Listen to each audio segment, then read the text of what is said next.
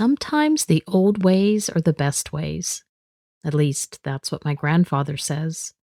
Of course, he also tells me I'm crazy that I wrote to your channel to tell you his story. But now that I've listened to your channel for a while, I feel like it's not just a crazy tall tale after all. But I guess you can judge that. Anyway, I live in Pennsylvania now, but my family is from down south, deep south. My grandmother was a school teacher, and my grandfather was a cop. This was back in the day when they used prisoners as labor. So Grandpa did some time guarding chain gangs. Basically, prisoners were required to work to clean roadsides, road construction, dig ditches, that kind of thing. Grandpa was one of the sheriffs on guard duty, which meant that he got to stand around in the hot sun, shotgun on his shoulder, and monitor the men. He was a hard case, but he was never one of those guards who tolerated people getting hurt, no matter what side of the badge they were on.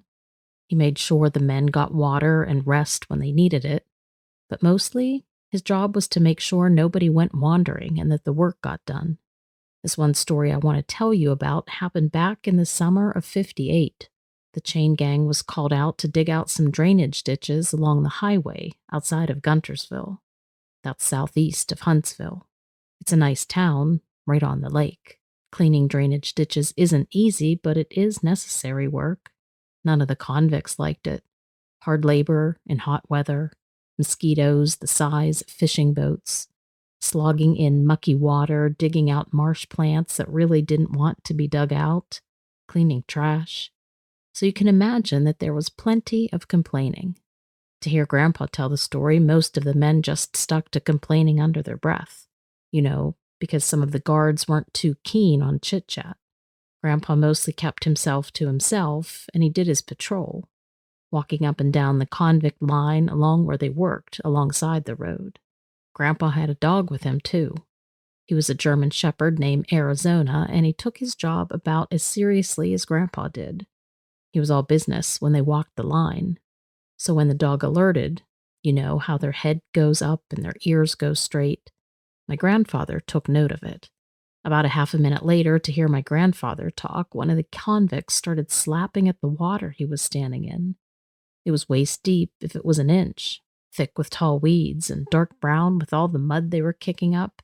Couldn't see a thing, but he was yelling loud and clear that there was something in the water biting at him. Now, a drainage ditch isn't Lake Guntersville, but it's still water, so it's not a shock that something besides the men could be in it. My grandfather would have been more inclined to tell him just to pipe down, except for how Arizona was reacting. Grandpa called for the nearest corrections officer to help him, and they pulled the man up out of the water. Now, you can't pull someone on a chain gang very far without pulling the rest, but they did get him out far enough to see what the fuss was about. And sure enough, there were tears in his jumpsuit. When they rolled up the pant legs, they could see welts, dozens of them, as if something had bitten him. Well, Grandpa tells it like they assumed it was leeches, because that's a thing. But while they were figuring out what to do, another one of the convicts started jumping up and down, yelling. Now, there's always a risk that the men on the chain gang were trying to put one over on the guards so that they could escape, but Grandpa looked over at his dog again, and Arizona was staring at the water in the ditch and whining. He gave the orders to pull all the men out of the ditch. That didn't sit right with a few of the other guards, but Grandpa was firm. It helped that the other dog on the site was acting the same way, staring at the water and whining, ears flat like he was scared. When they pulled the line up, the other prisoner who'd been shouting also had torn clothes. But there was something else there. The way Grandpa tells the story, his legs were covered in these little white, Grandpa said they looked like leeches, if leeches had arms and legs. I remember that I actually interrupted the story to ask if he was sure. I asked what they looked like, and he said in a very hushed voice, they were spindly little arms, like tiny, skinny tree branches, but they ended in even tinier three-fingered hands and feet, and those things were tight in that poor man's skin like the worst burr you have ever seen. The prisoner started yelling something awful as soon as he saw those things. I don't even know what to call them. He tried to run, and of course, since they were all chained together, this yanked the closest prisoners onto the ground with him. Half the chain gang was standing as far away as the chains would allow, and the other half, the ones closest to the lake side of the road, well, they were all down in the dirt and the weeds alongside the road. The guards tried to pull the creatures off his legs, but they were rubbery and hard to get a hold of. Or maybe it was because they were so slimy and disgusting that nobody really wanted to touch them. Even the dogs were whining and backing up, acting like scared puppies rather than working dogs. They could have just dragged the entire prisoner line into the bus and brought everyone back to the jail for the infirmary to take care of it. But these things were uncanny. There's just something about them. Grandpa said the sheriff tried to yank off the biggest leech, but the thing just clung tighter. Blood was running down the one con's leg as he wailed. A big, strong guy, too. One of the guards suggested cutting the head off like a lamprey. Did that work? I asked my grandfather. From the look on his face, I knew the answer. We cut it off at the neck, took the body clean off, but the head, it stayed. I could see it burrow deeper into the muscle. I don't mind telling you that I was feeling pretty grossed out by this story, but I was also invested, and I needed to see where it was going. So what happened? We burned them, my grandpap said. Apparently one of the other officers got the notion to grab the cigarette lighter out of the police cruiser so that they could try to burn them off. Grandpa told me that they shoved the hot metal against the back of the biggest leech's head to, well, you get the idea. I guess they needed to get it to let go. And it worked. The leech popped off with its mouth open, looking for all the world like it was screaming. It had a head like a lamprey, all teeth and blood, with tiny black eyes and no nose. Once it was loose, Grandpa grabbed it and twisted it off, threw it on the ground, and used his heavy boot on it. The sheriff told him to keep doing that while the rest of them unchained the prisoners who hadn't gotten anything on them to lead them back to the bus. Grandpa was stuck with the disgusting duty of removing whatever those things were, and that's when he got an idea. He ran back to the cruiser and pulled out a half-empty box of shotgun shells, dumped the shells in his pocket, and ran back to the prisoner. When they pulled off the next leech thing, he killed it but stuck the body in the box and ran that back to the car, where he locked it in the glove box. When he got back, the other officers were pulling off the last of the things. They'd just gotten to the last few when the dogs went high on alert. Grandpa trusted Arizona more than anything, so when his dog looked out at the lake beyond the drainage ditch, he looked too.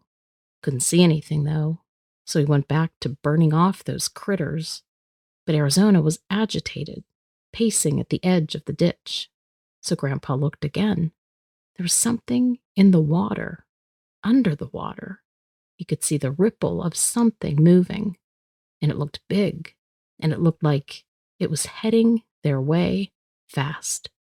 Grandpa shouted to get away from the ditch, and that was when the other dogs started whining, and then growling, and then going on full-on barking. The prisoners did what they could to scramble out of the range of the water, but even if they weren't chained on a line, their ankles were still chained together, and that limited how fast they could move. I point that out because the next thing Grandpa told me was how the water at the shoreline of the lake where it met the drainage ditch exploded. He said it just went up like God had turned on a fountain. But what came out was nothing the Lord ever made. At first he said he thought it was a gator. Not that they had them in that area, but it could have been one that came up the river from the bayous and stayed. But gators don't stand up, and this thing did. It had hide like a gator, scaled and green and slick, like armor, with a gator's underbelly too. But it had arms and shoulders like a man, if a man could be built like that. But the worst part, the absolute worst part, was the head, teeth like a lamprey and an open gash of a mouth, black eyes, no nose. And it screamed. My grandfather is a big, tough guy, even when he was old, and he still turned white when he told me how it sounded, like a shriek straight from hell. It moved before anybody else could do anything, and it went straight for the closest convict. It was the other man with bites on his legs, but none of the leech critters. Arizona and the other dog went for it, latching on its arm and its leg like they were trained to do. The prisoner was screaming because the thing had its claws in him. Grandpa said you could smell the blood over the stink of the ditch water. He holstered his shotgun and he fired dead center. He knew he hit it because the thing staggered and screamed again. Staggered, but didn't stop. It ripped that poor convict's leg clear to the bone. By this time, most of the other officers were calling off the dogs and unloading on it. It went back into the water, leaving a dying man and a bunch of prisoners, and cops who had no idea what had just happened. If you're wondering what happened after that, I can tell you what Grandpa said. They tried to save the mauled man, but he didn't make it. He died on the scene. The rest of the chain gang got brought back to the penitentiary. Now you have to remember that this was in the 50s, and there were two things on everyone's mind then. So when they got back to the jail, the sheriff called up the FBI to tell them they had a report. Either it was a red menace or it was an alien. But either way, it wasn't a local jurisdiction thing.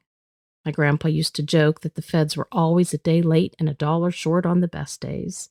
But pretty soon, men in suits were at the jail, taking testimony and grilling everyone. The body of the convict was confiscated. Evidence, they said. Of what? Well, they didn't say that. The witnesses were all ordered not to talk, and then the feds disappeared. A public service announcement went out later that night warning people to stay away from the lake. A rogue gator, a man-eater. I asked my grandpa why he was telling me this now if he had been warned not to talk about it, and he laughed. Well, who would believe me? And that's when I remembered that part of the story that he told me about having put those leech things in the car. Didn't he have that still? But my grandfather shook his head and told me that he'd had the same thought after the feds left. But when he got back to the cruiser, the ammo box was gone.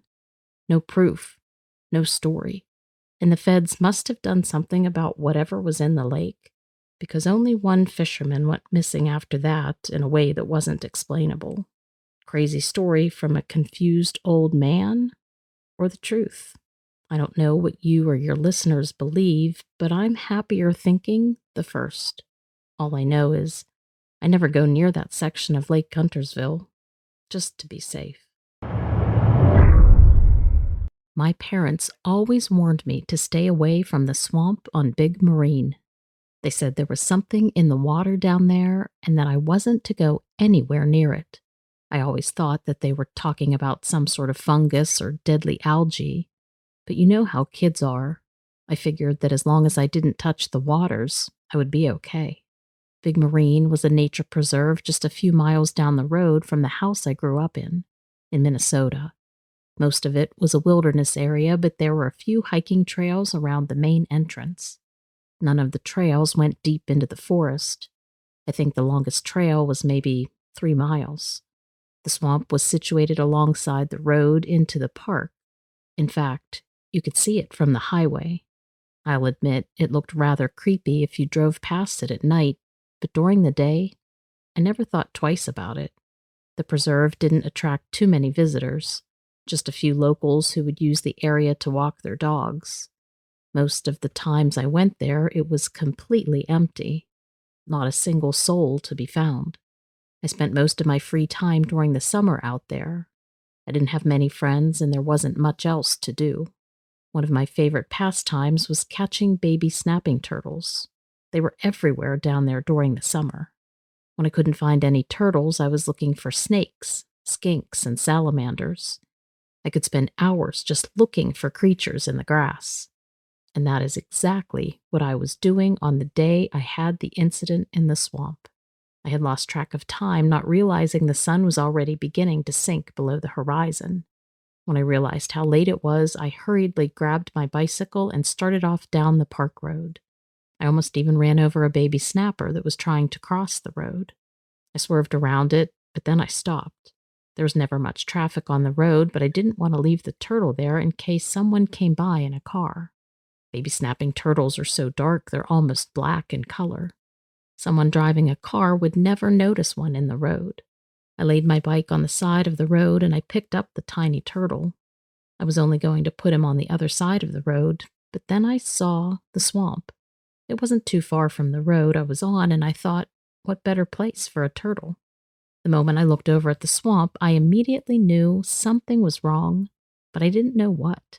I couldn't think of any logical reason for my fear. So with the turtle in my hand, I walked off the road and into the tall grass towards the swamp. Something deep in the core of my being told me not to take one step further. But I looked down at the turtle that I was holding. I was maybe 20 yards away, if that. That distance would take a long time for a small turtle, but I could walk there and back in less than a minute. Plus, I could literally see the road. It wasn't like I was disappearing off into the forest where I could get lost. All of a sudden, every sound I had been hearing, the wind through the grass, the croaking frogs, and the chirping crickets, all stopped. I thought there was something wrong with me, like I'd lost my hearing, but then the silence was broken by this muffled scream. It sounded bubbly, like someone was screaming underwater. And then I saw ripples spreading from the center of the swamp. There was something down there, below the water. I was shaking so badly that I dropped the turtle. I didn't even look to see where it went. I was hyper-focused on the ripples in the swamp and what was beneath them. Slowly, I could see something coming to the surface. When it showed itself, the creature stood tall on two legs, like a human, but it wasn't a human. It looked like it had fur, but it was wet, so I couldn't tell for certain, but it looked like fur. It was either brown or black, and its face was dark, but it had a human-shaped head, but with a protruding snout. I don't have any idea what it was. I remember its eyes, though. They were a golden amber color, and they reflected off the light of the setting sun. The creature stared at me for a moment, and then it screamed. It was an ear-piercing scream. I saw a flash of teeth when it opened its mouth. I wasn't close enough to get a good look at them, but I could tell they were sharp, like those of a dog or a cat. I tried to back away, but my legs felt like jello. I wanted to turn and run, but couldn't. I stumbled backwards, and the creature showed its teeth. It never took its eyes off of me. Somehow I managed to make it to the road and got on my bike. I sped off down the road as fast as I could pedal. My legs were burning, but I barely even noticed. I was too afraid to look behind me, too. I was afraid it was chasing me, and for some reason I thought that if I didn't look, maybe it wasn't happening. I didn't even glance back at the swamp until I reached the end of the park road. But there it was, standing upright in the center of the swamp. It was still focused on me, but it hadn't moved. I turned onto the main road and I headed towards my house. As soon as I got to the road, all the normal nature sounds came back. I could hear the frogs again, the wind again, and then I looked back at the swamp and there was nothing there. No sign of the creature. That sort of freaked me out and made me happy at the same time, wondering where it was, but also happy to not be seeing it. I never figured out what it was, even after all these years. The only thing I have to say about it is, if you're ever out in the wilderness and it gets dead quiet, and I mean dead quiet like you can't hear anything, not even a breeze, run. Don't stand there looking around trying to figure out what's wrong. Just run. It all started when my dad and I were driving down a stretch of road in the northwestern part of South Carolina in 2019. We hadn't been out on that road for years because we had moved away long ago. But one weekend we found ourselves passing by it on the highway, and we decided to drive around our old town again. In hindsight, this was a terrible idea. As we cruised along the road heading into town, I watched the woods roll by with tall pines on either side. It was early autumn, and the crazy hot and humid days of summer were long gone. Now the air was crisp, with a hint of dampness. I sat there thinking that this weather reminded me of the scary stories we would tell as kids sitting by the campfire. One of the stories that I heard a million times in those days was about dogmen who live in the shadows of the woods around here. The story always described how they're said to be a strange cross between dogs and men, but mostly dog-like in appearance, often having dog heads with backwards ears and straggly hair covering their bodies. Some say they walk and run on two legs, but who knows about that? Also, they're known for their terrifying howls that echo through the forest at night. I hadn't thought about any of these stories in years at this point, but as we drove through this forest that I always played in as a child, my mind began wandering into that dark place of scary stories. Now that's what I was thinking about as I looked out the car window. And because of that, the pine trees were no longer just familiar. They now turned into a place where these crazy creatures were lurking behind every tree. I turned to ask my dad if he remembered hearing the same stories. And as I turned, I caught a glimpse of something strange, something out of place, out of the corner of my eye. I thought to myself, there's no way. I could see that something was crouching on the other side of the road and looking our way with its face low to the ground and this crazy mouth hanging open wide. I stared back in shock because I couldn't believe or even trust what I was seeing. It was just too much of a coincidence. I couldn't be seeing this. My mind was surely creating it because of my thoughts. But it was true. There, laying low to the ground, was something odd staring towards us with a dog-like head and human-like arms and body. I gasped, but before my dad could turn to see what I was looking at, the thing dashed into the woods without making a sound. Or so I thought. As my dad drove down the road, I could hear him describing all of the old buildings from where we lived, and I nodded along, trying to fight off a growing sense of dread that had been creeping up on me since I saw that thing. I should have told my dad about it because it was all I could think about right then, but I was too scared that he would think I was crazy. But then suddenly my dad slammed on the brakes and I jerked my head up to look out the windshield, and there, standing in the middle of the road, was the ugliest creature I have ever seen. It had straggly, mangy hair, and it stood there barking at us furiously. Its teeth were bared and its body was crouched and sort of low to the ground with muscles rippling beneath the skin of its legs. And they weren't furry, by the way, and they weren't bent in the way that a dog's legs would bend. Its head looked like a furry mass of knots, but its eyes pierced right through it all. And then they locked with mine.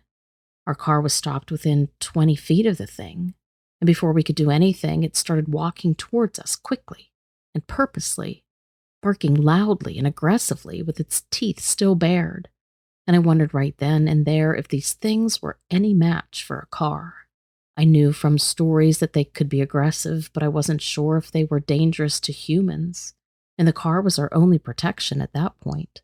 My dad, who was still sitting in the driver's seat, grabbed his cell phone to call 911, and he dialed frantically. I looked behind us, hoping we could back up and leave there faster than this monster that was closing in on us. Luckily, my dad was able to describe to the police exactly where we were because it wasn't far from our old neighborhood. And then just as he hung up, the creature stopped right in front of the car and snarled one last time before it turned its back on us, swaggered away casually with its head swinging back and forth with every few steps. It never even looked back, which really sent the message as to who was in charge of the situation. I watched it go until it disappeared into the pine forest. I looked down at my shaking hands and said to my dad, "Do you think that they have been here all along? Like, even since we lived here?" And that's when we heard a blood-curdling howl that echoed through the trees. The sound sent chills right up to the top of my head. I looked back at my dad, and that's when the police car pulled up. At least nothing would be able to harm us now, I thought. We told the officer what we had just encountered, and he took our statement and said that he's had other reports like this over the years.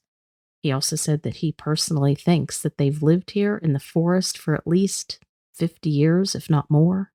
I slowly looked over at my dad, whose eyes were wide open, and then back up at the police officer. He was now staring into the woods like he could see it out there.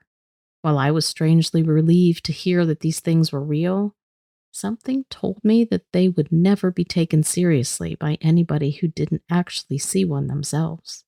I stared out into the vastness of the trees, and I could have sworn that I felt the presence of more than one of them, watching us and just waiting to pounce again.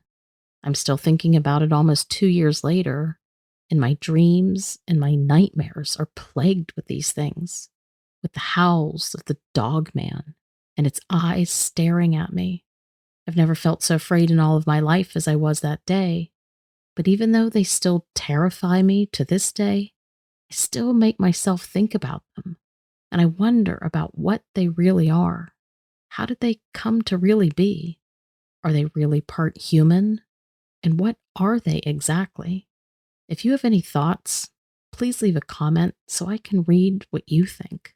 It would really help me out.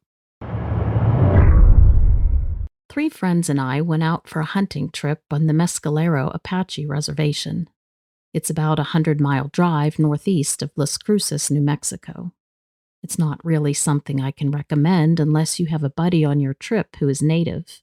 I mean, I did, but even then, I felt shaky driving onto the reservation. They do have these kind of package trips for tourists, but we said to hell with that, and we just headed in on our own. Anyway, the area is pretty rich with deer and elk in general, but my buddy claimed to know a place way deep in the reservation that was a sweet spot for him. We're talking dirt trails with branches scraping the sides of the truck. By the state of things, I would say it was a safe bet that we were going to be out there on our own. The trail ended in a jumble of boulders, and from there it was about a half-mile hike. From the second we got out of the pickup, I was uneasy. Let me just say that John was the only native guy in our group of 4, so maybe I was already on edge, worried if we should really be there. The whole time we were on the climb, I kept looking over my shoulder. Mike chuckled at me a few times, and I had to wonder if I was the only one that was uneasy about things. John was up in front, shoving ahead like everything was aces, so I did what I could to just shake it all off. We finally hit the ridge he was leading us to, and things cleared up around a pretty good-sized lake.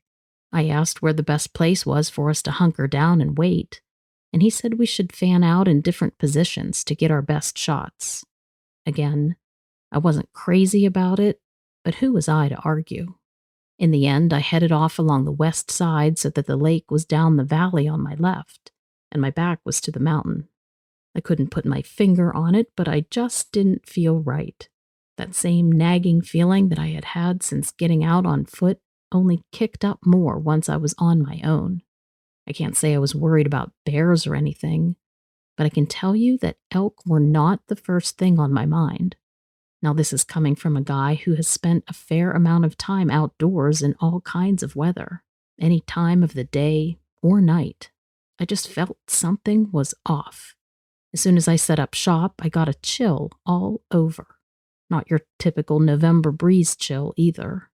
All the hair on the back of my neck stood up, and a cold sweat broke out under my arms.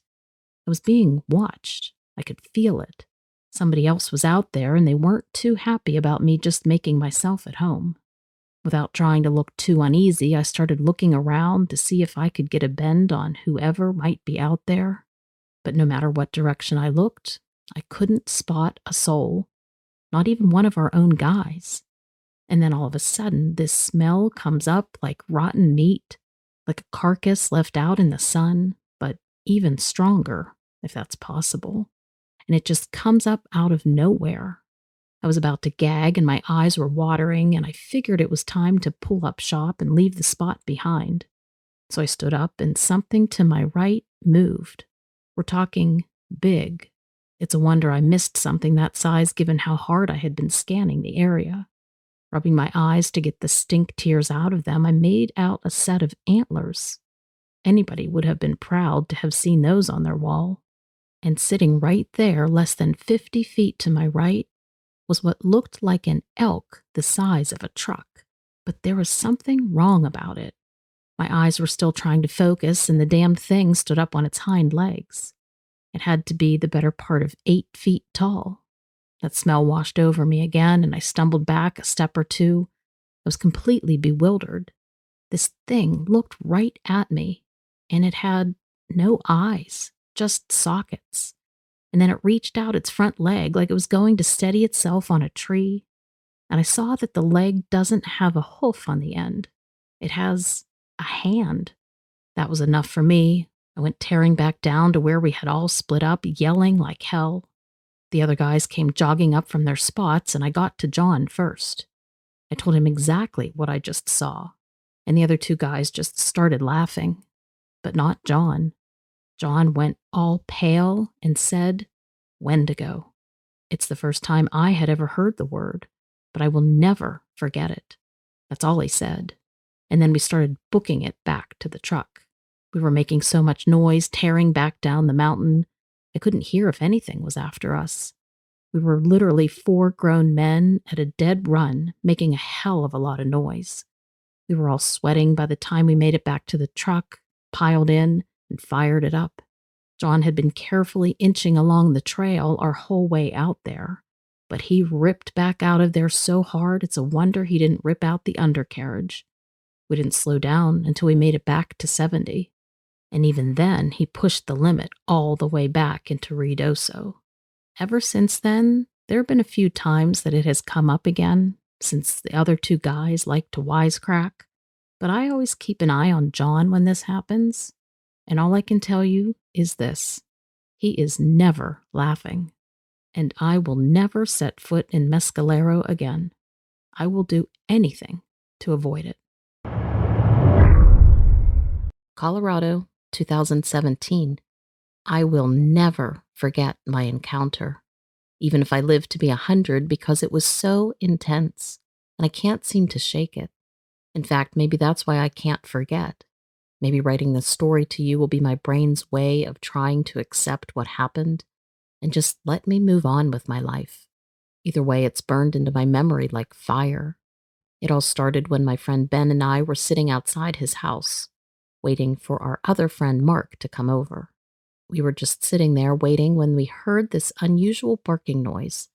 But the strange thing was that the barking seemed to be coming from up high up in a tall pine tree nearby. Being the dog lover that I am, I rushed over to see what was going on, to see if any help was needed. I mean, why was the sound of a dog barking coming from high up in a tree anyway? Ben followed me, but later he said he only did so because he said the noise sounded crazy to him, and he was only interested in the weirdness of it.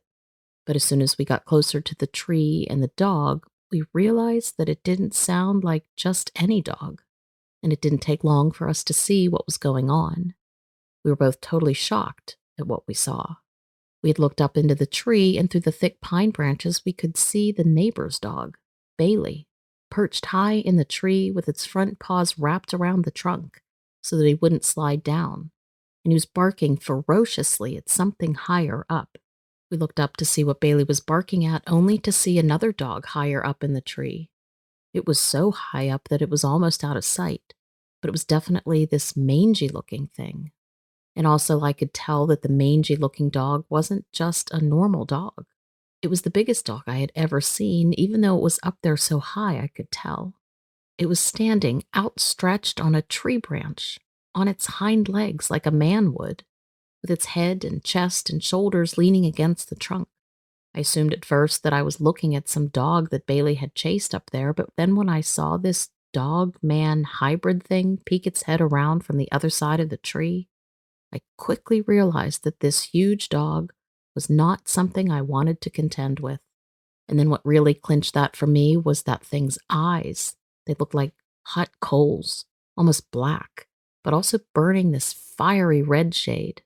I was instantly hypnotized by them, almost like they were capable of some kind of mind voodoo or something, even from way up there. But anyway, Mark arrived right at this point, and he came running over to us, yelling, calling Bailey back down. And then he, too, saw this thing that was looking back down at us. Just then, Bailey jumped back down. Luckily, he was only a couple of low branches up, and then he ran off. But unfortunately, he basically just abandoned us with this mangy thing with the crazy eyes. Mark seemed to be even more frightened by its eyes than I was. But the mangy dog thing seemed to be irritated at Mark showing up. It started growling, and then it jumped off its branch and onto another branch, then onto another tree. and then it continued this way until it was off into the woods, out of sight. Seeing that it had disappeared, Ben got brave, so to speak, and he immediately turned around and ran like nothing I've ever seen before. Mark and I looked at each other, shook our heads in agreement, and we followed. But that was not the end of it. Next came the growl again. As we were running, we saw it again for the second time. The creature was now standing right in the way, between us and Ben's house. We couldn't go around it because, well, who's going to challenge something like that? So we did the only thing we could. We stopped running and we stood there, looking at it. All I could think was, how did this thing get back here so quickly? It growled at us again, but the second growl was cut short by the noise of another dog. We all turned around to see where this noise was coming from. It was Bailey again, the neighbor's dog that had originally chased the thing up the tree. Anyway, now it seemed to be preoccupied with Bailey, so we took advantage of the distraction and we bolted straight for Ben's house. When we got there, we tumbled over each other, getting through the door, and none of us could stop talking about the crazy encounter. I mean, now that the three of us had all seen it, there was no question in any of our minds as to the existence of the thing. We were sitting in the living room, wrapped up in blankets, talking with Ben's dad when he got home from work, and he asked us if we had been hearing the crazy dog howls. He'd just heard them while walking in from the car, and he said they sounded unlike anything he had ever heard before in the area. At least, not for a long time. We looked back and forth at each other, wondering what he meant by saying, at least not in a long time. And then I burst into the story, telling him everything that had just happened. He looked at us and asked, "You mean you saw the dog man?" We went on to tell him everything we saw and how it didn't look like a regular dog, and all about the eyes and the claws and the ears. We adamantly told him that we all saw it clearly, all three of us. "Well, I agree that the dog you're describing doesn't sound normal at all," said Ben's dad. "And given the noises outside right now, I guess it's time for me to tell you all something that happened to me a while back." And then he began to tell us his story. He started by saying, "I don't even know how to describe it exactly, but when I was in college many years ago, my roommate and I would walk past a forest every morning on our way to class. One day we heard a really strange noise off in the woods. We thought it was like a dog yelling or something. So the two of us walked into the woods a bit to see if we could see anything. And when we heard that noise again, I just remember feeling this weird pull inside of me to go towards it. It was like something took over my body and was tugging at me. Anyway, I don't know how it happened, but all of a sudden there was this dog man right next to me. And all I could focus on were the eyes, staring at me. Whatever the thing was grew angry. At least that's what we thought, because it started growling loudly. And then my friend got really scared and took off running back towards our dorm with me right behind. And the dog thing chased us all the way back to our dorm room, growling as it chased us, and then it disappeared once we got inside. Mark looked at Ben's dad and said, "Did you tell anybody else about it? Why didn't you say anything to us before?" I never told anyone else because I don't really think people would believe me. And even if they did, I don't know how I would begin to explain what happened. Not even my best friend believed me when I tried telling him later. "Wow," came out of all of our mouths at the same time. "So they really exist?" I asked. Ben's dad looked at us and said, "Yes, boys, they really do exist." And with that, he left the room, leaving us with more to think about than I wanted. So I'm writing in to you now to confirm that these dogmen are real. They're definitely out there. To be honest, I didn't need Ben's dad to tell me this. I think I always believed in them all along.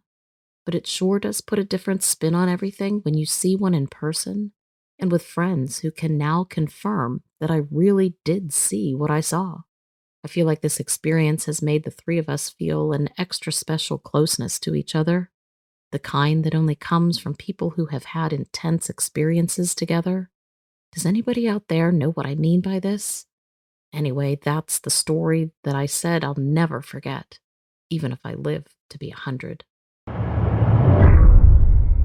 I had always loved dogs. Ever since I was a little kid, dogs were my thing. So naturally, when a new dog park opened up right down the street from me, I was excited. Every day when I got out of work at 5 without fail, I went home, got my dog Jasper, and took him to the dog park. Jasper was a big dog too, about 95 pounds. He looked like a black lab and a golden retriever mix, but I never got around to doing one of those new dog DNA things to find out. I got him from a local rescue when he was 5, and he was the best dog I've ever had. The dog park was in a big field, and it had tons of trees and bushes around it for the dogs to run through and play with each other. Sometimes I would sit on one of the benches by the entrance and just watch them play while I chatted with the other dog owners, all of whom I've mostly come to know from going there. So one day I'm sitting on the bench watching Jasper chase a dog around in a playful manner. I notice that he's panting from running so much, and I look around for my canteen to fill up his water bowl. Jasper sees me doing it and he comes running over when, out of nowhere, I see a dog running towards him, fast, one that I've never seen before from the other side of the park. Now, dogs run up to other dogs all the time, so I didn't think anything of it at first. But as soon as this dog got closer and closer, I started to look at it better, and it was a little bit strange. It was a big dog, too, as in huge. But instead of being, dog shaped like Jasper, this thing was more like a man. It's hard to explain exactly how it happened.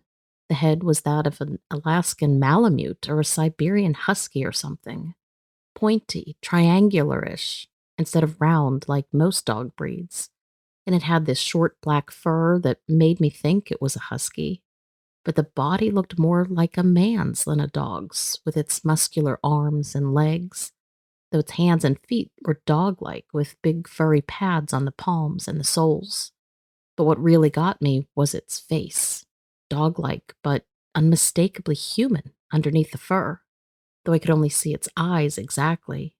It had really dark, almost black irises, but they were surrounded by this glowing red color that made it look satanic or something. But it was also moving kind of funny, slower than a dog should be able to run, and with stiff legs, like it wasn't very good at running on all fours. And that's when the scariest part starts.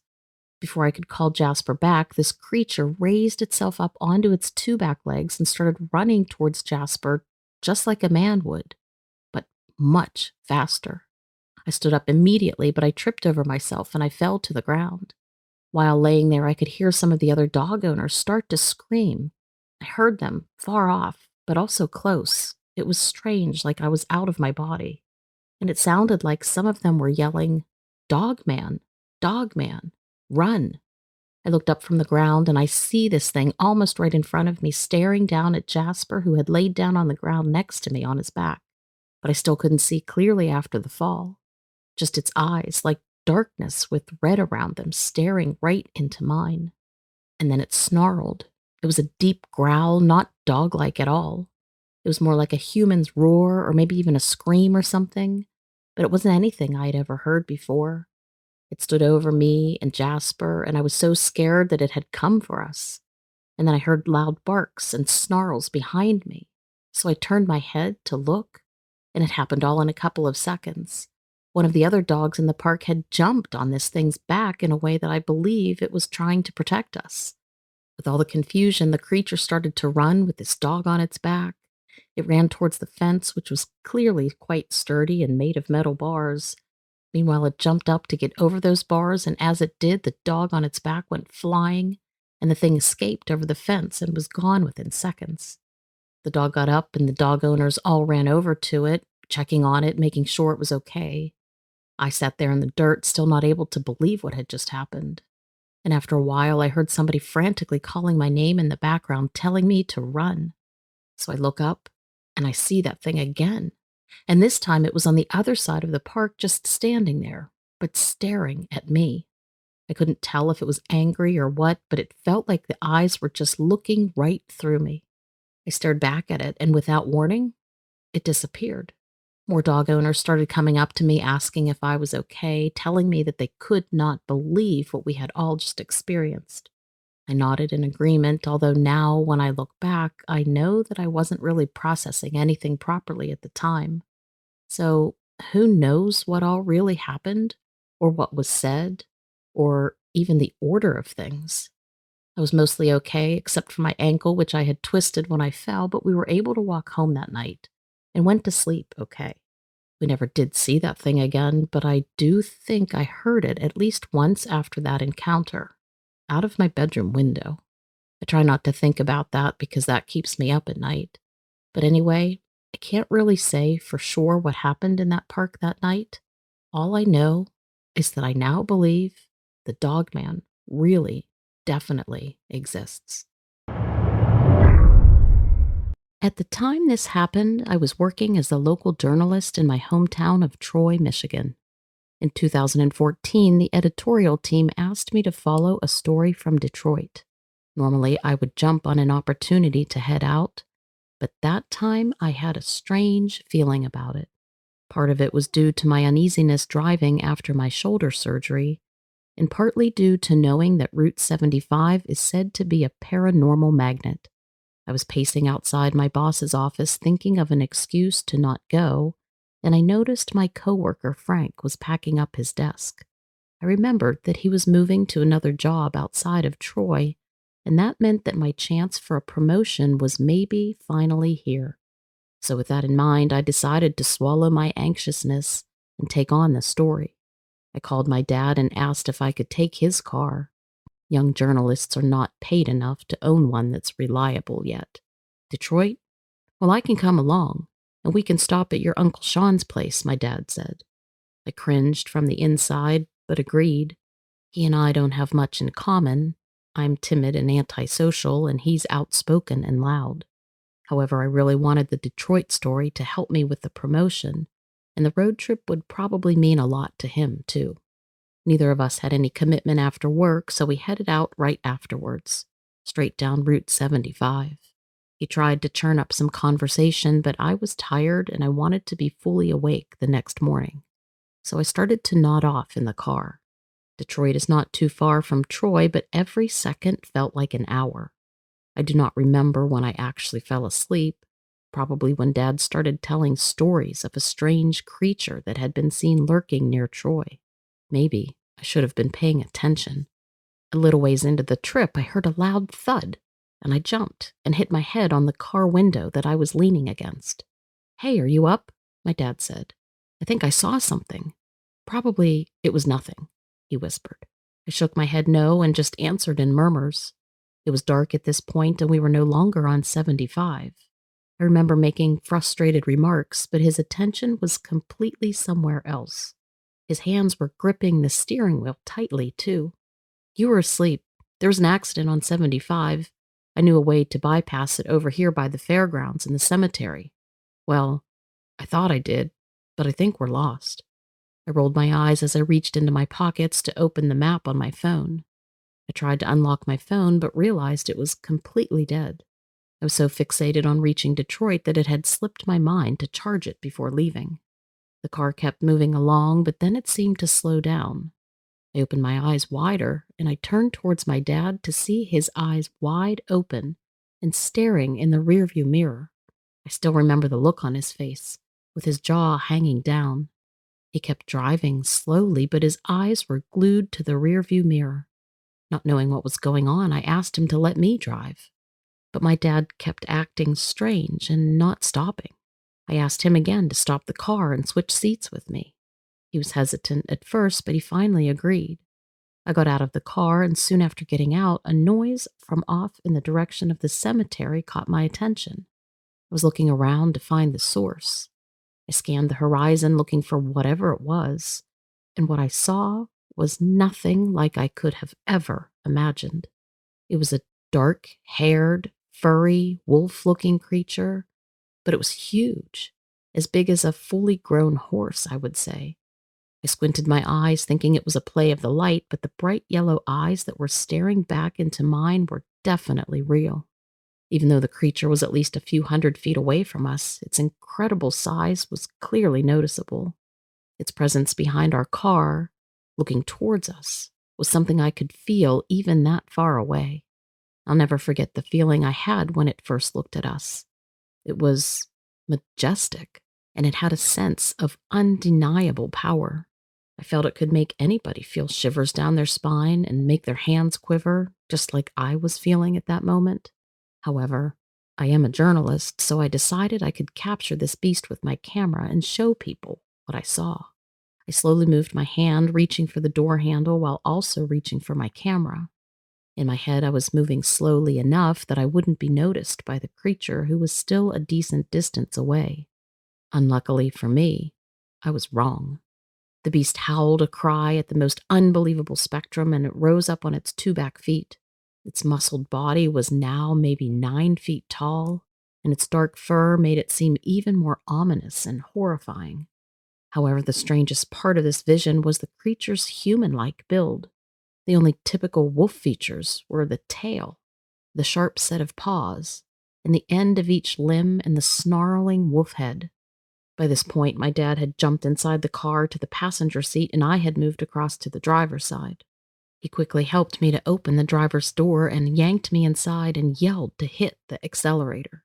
At first, I was in shock, but he pushed my knee and he slapped me to my senses. I then shut the door and pressed the pedal to its limit without even looking back into the rearview mirror. My hands were gripping the steering wheel white-knuckled, and they were still shaking as I drove away and tried to process what had just happened during those past 1 to 2 longest minutes of my life. My father saw it too, and he knew what he saw, but he could not verbally acknowledge it. But as far as I'm concerned, I hope it is the first and the last time I see the notorious Dogman of Michigan. I had a terrifying encounter a little over 9 years ago. It was back in September of 2013, and my new job in IT was so super stressful that I just couldn't wait for 5 o'clock to come around and to be able to get out of the office. And now that you know about my stress level, it will be no surprise to you that the absolute best part of my day was when I got home, ate dinner, then headed out on my nightly walk with my lab, Jack. There were woods and a creek behind my condo, and we had our regular walking trails there. We both knew every inch of every trail, and walking those trails was how I decompressed each night. I'm also proud to say that some of the trails Jack and I even created and blazed together. Jack was always excited to go on the strolls, and as any dog lover will understand, as an added bonus, he was a great dog that barely left my side. In fact, he was so loyal and obedient that I often left him off leash when we got to the more secluded sections, deeper in the woods, near the creek. But one evening, on a whim, I decided to take us in a different direction, not one of the usual paths that we walk every evening. I basically just decided to mix it up a bit that night. Unfortunately, the fun adventure was very short-lived. We hadn't even taken 20 steps off our regular trail when Jack stopped, sniffed the air, and bolted down to the creek and started barking at something in the bushes. Thinking it might be an animal or something that needed help, I walked over to investigate. But before I could get there, Jack bolted off again, off and out of sight. I could hear his barks getting further and further away until I couldn't even hear them anymore. I was confident that he knew his way around, and more importantly, his way back, so I didn't let myself get too scared. Yet. I walked along looking for him for a while, calling his name before I realized that the forest and all of the surroundings were unusually quiet. I paused and thought that that was super weird. All of the normal chirping of birds and other animal sounds had completely stopped. However, as I stood there listening, I thought I could make out a low, growling noise, almost as if the ground was rumbling under my feet. Or had Jack found and cornered something off in the distance? It was hard to tell. I tried to figure out what direction the noise was coming from, and I decided to head that way. At this point, I was really starting to get nervous because the sun was setting and darkness was coming. At this point, I was becoming increasingly scared that I wouldn't find him soon, and that it would be pitch black soon. Those noises and grumblings didn't help me feel too good either. I called out to Jack again, and when he still didn't come, I decided to run quickly back to my house and grab a flashlight. I know this sounds crazy, but my front door was super close to the trails, and we had barely started off on our walk, so I figured that having some light would be best. Flashlight in hand, I headed back toward the trail and down to the creek, and I walked around for a bit, calling his name, when finally, I honestly think it was about an hour later, I heard noises. Noises that were coming closer. Soon I realized that the noises were Jack breaking through the brush and running towards me. I can't tell you how relieved I was to see him, and I shined my flashlight at him to help him find his way. But as soon as I got a clear look of him heading towards me, I could see that he had this strange grimace on his face, a look that I had never seen on him before. His eyes were wide open. He was whining and making sounds in a way that also I had never heard before. Somehow in that instant, I still knew that Jack's strange sounds were not the same as the low, grumbling sounds that I had heard earlier. And then, that's when I realized that it sounded like someone or something else was following him. I could hear branches breaking that didn't coincide with Jack's movements, and the low growl was getting louder and louder, basically coming towards us. I paused to listen, and I tried to focus my eyes behind Jack, off into the darkness. I then shined my light into the darkness behind him, and I saw a figure, a shadow almost, a hulking, lumbering creature following him down the hill. It wasn't running or even moving quickly, but it definitely had a purposeful walk, and it had its eyes searing towards us. The creature was tall and broad, with long dark hair, or maybe it was fur. It looked like a cross between a man and an animal, with a very dog-like look to it, and it had the strangest glowing eyes. My brain could barely compute what I was seeing. I had definitely heard of creatures that looked like this, but never in a million years thought I would ever encounter a real flesh and blood one. Could it be real? Was it a dog man? It looked like it had a man's body with powerful muscles and fur on its arms, but it had the face of something else, much more frightening than any large wolf or bear, especially those yellow, glowing eyes. I couldn't stop looking at them. This thing did not seem to be scared of us. It just stopped when my flashlight hit it and stared back at me. Jack came running to my side as the creature and I just stared at each other for the longest minute of my life. I was just standing there, not moving, but the creature seemed determined, with its eyes, to let me know that it was in charge. I'm still not sure if it would have ever rushed me, but eventually it just turned its head, looked into the distance, and then walked back in the direction that it had come from. I yelled, and then we turned and we ran, and we didn't stop until we got back to the condo. As soon as we arrived back to the complex and were safely under the lights, I swung my flashlight back around and looked towards the forest. I don't know how it did it, but the creature was standing near the entrance to the trails, halfway out in the open, halfway covered by a tree. Now, with the additional lighting from the complex and my flashlight, I was able to get a better look at this thing. It had to be taller than 7, 8 feet, with a body like an ape but longer arms, and it had hair all over its body. And again, those yellow eyes. Even in this lighting, I could still see them glowing from the trees and staring at me like it knew what I was thinking. It stared right into my flashlight with a look that I will never forget. I'll never forget that look for as long as I live. This thing was not just a dog. It was some sort of a canine-ape hybrid. Please let me know what creature you think we encountered. I grew up hunting with my dad. We would mostly do small game like rabbits and pheasants and such. It was a real bonding activity for us. So when I was in college in South Dakota and away from home, I would go out sometimes on my breaks and try to rekindle that feeling.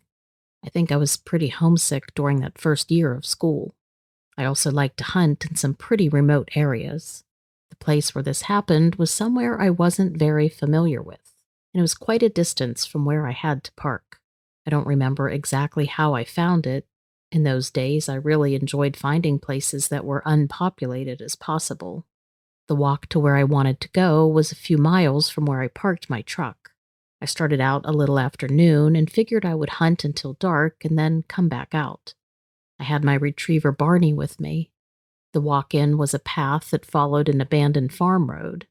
It took us through some overgrown fields and some forested areas. We walked up this hill at the end of the road, and there was a bunch of abandoned buildings there. I remember I had read the story of that place, but I forget the particulars now. There was an old farmhouse and a building that had been used for a schoolhouse. There were also some barns and stables and other outbuildings. Apparently, the place had been abandoned a long time ago, like in the early 1900s. I was in front of the old house and I could see the spot where the old road left the forest and entered the fields. It was about 500 yards away, and I wanted to head to the clearing. I had a feeling it was a good place to spot pheasants, which were supposed to be plentiful in the area. It was a typical winter day, cold and overcast. I had my shotgun and bag, and Barney and I looked around the abandoned buildings for a while first. I didn't sense anything unusual. We found a place where we could lay low and observe any wildlife that showed up. We were there waiting for several hours, but didn't get much. And then just before dark, Barney and I packed up and started heading back to the truck. My dog was usually as easygoing and docile as any dog that ever lived. I had hardly ever heard him growl or seen him raise his hackles until that day. We climbed back up the hill to the old buildings to get to the road out, and when we got near the farmhouse, Barney started to act strange. He wouldn't walk in front of me like he usually did. He kept walking against my legs and would stop and make me almost fall over him. I spoke to him sternly and tried to get him to stay out from underfoot. We kept walking past all of the old buildings. When we had gone a little further, he began to stop and look back down the road toward the buildings. I would call him and he would catch up with me, but then he would stop again and stare back down the road. It was very slow going. And then he started to do this almost constant, low growl. It wasn't a growl that I had ever heard him do before. It honestly made all my hair stand on end. So I started walking faster, but he kept stopping and growling. I tried to coax him to keep up with me. I was looking back, but I couldn't see anything unusual. But I was really starting to feel nervous by the way he was acting. Finally, we reached the edge of the field just past the buildings, and I could see he had all of the hair on his back and shoulders standing on end. We proceeded to head back along the road toward the trees again, and I thought we were on our way. But then Barney turned around and bolted toward the closest shed. He was barking like crazy, and to my horror, I saw something emerge out of the doorway. Whatever it was so tall that it had to bend down to come out. I was then screaming at the top of my lungs for my dog to stop, but he kept going until he was about 20 feet in front of that thing, and he was just going ballistic. The thing looked like something out of a nightmare. Its face was wolf-like, but it had the most sinister expression on it, and the eyes seemed to have this red glow, and it was glaring at my dog like it was going to murder him. Its chest was huge, and its legs seemed canine. And then it started charging towards my dog, and I raised my shotgun and I got off a shot. It stopped the thing in its tracks, and then it turned and ran behind the building. I got to Barney and I grabbed his collar and dragged him away. I was so freaking mad at him for not listening to me, and I was screaming every obscenity at him, trying to get him to snap out of it and come with me. When I was close to that shed, I then smelled the foulest stench of rotten garbage that you can imagine. Finally, my freaking dog started running toward the trees with me, and we got the heck out of there. I'm not sure if my shot grazed that thing or not, but I heard this horrible howling sound as we were running away. We ran most of the 2 miles back to the truck, and by the time we were driving away, the dog and I looked like we had both just been to hell and back. Before that day, I never would have believed such a thing existed. If it hadn't been for the dog's reaction, I would not have even known that that thing was there. Who knows if it would have attacked me or Barney if I hadn't had that warning. In any case, we never went back to that spot again. That experience really makes me wonder what exists in those out of the way places where not many other people go. Like, what lives out there? I tend to stick with the more populated areas since then, and I'm a lot more likely to use a leash these days. I grew up in Montana, and I spent every moment I could outdoors in some way or another.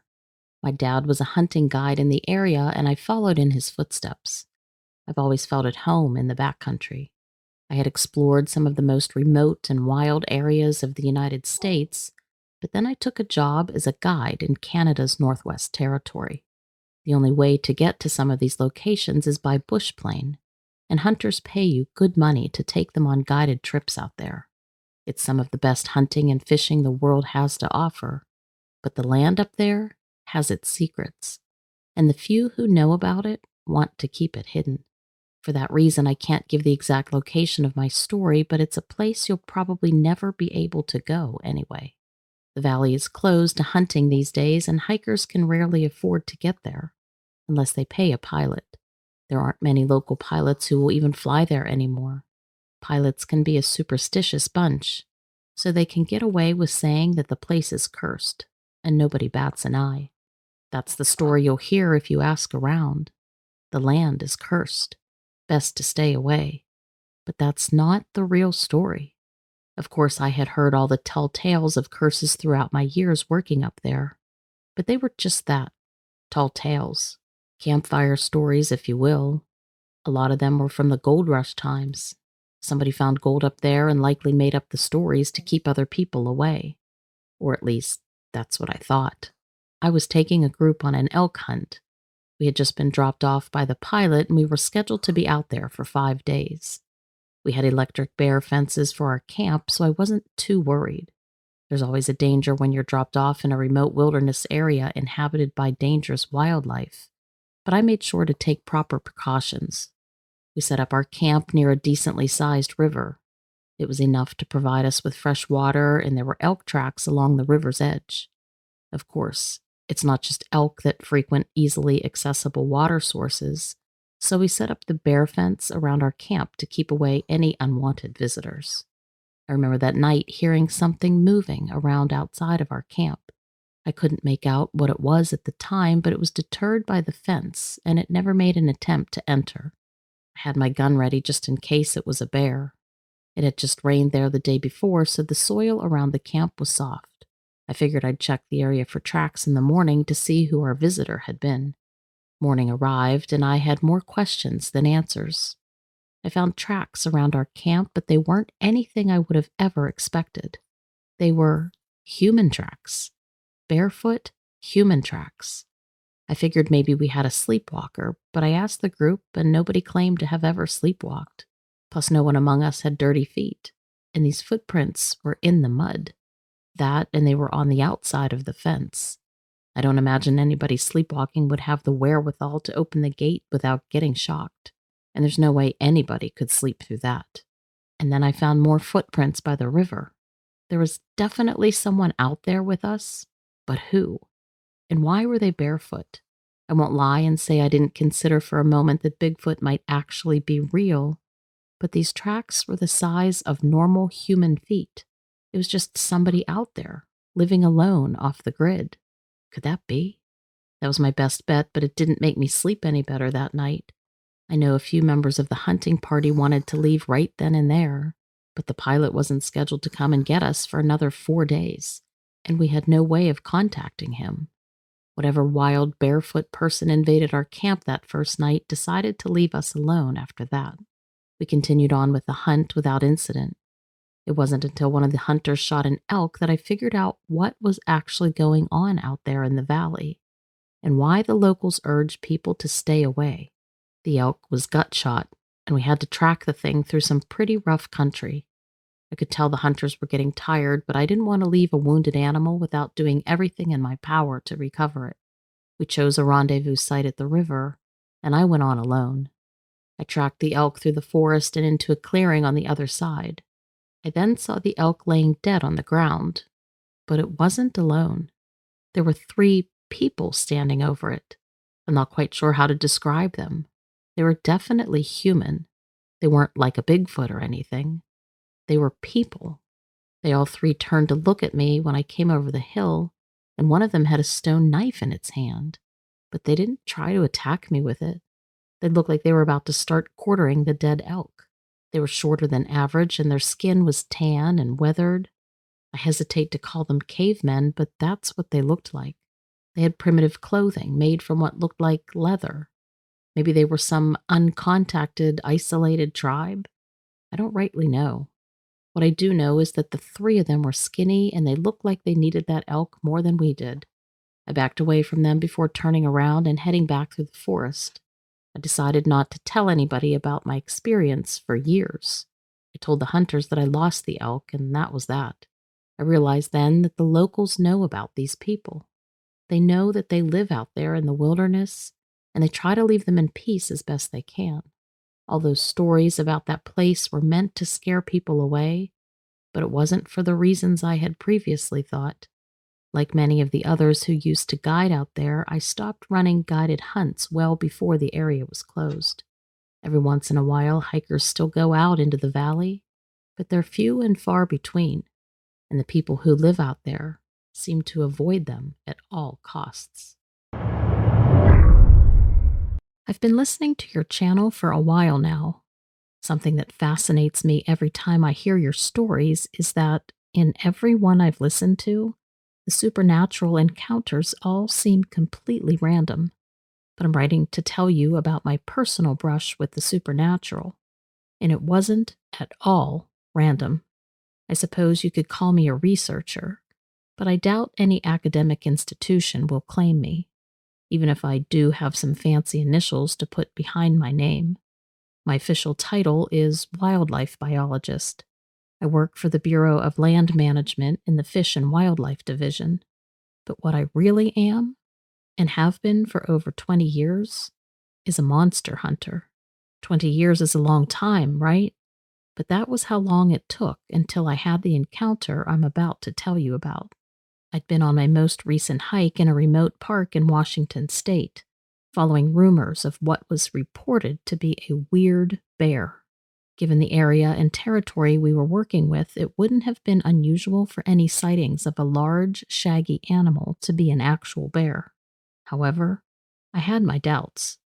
The average brown bear or black bear is a very intelligent, large animal which is fixated on getting food, holding or gaining territory, or mating. It isn't shy of approaching areas that may have food or things they recognize as carrying food, and it will generally spook when confronted with things like bear horns or bear spray. Whatever this animal was, all the reports said that it was typically seen at the edges of the forest.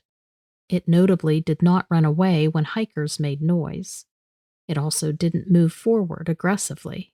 But what really cinched the deal for me was the note in the report that the several hikers had smelled something odd, something like musty urine and old blood.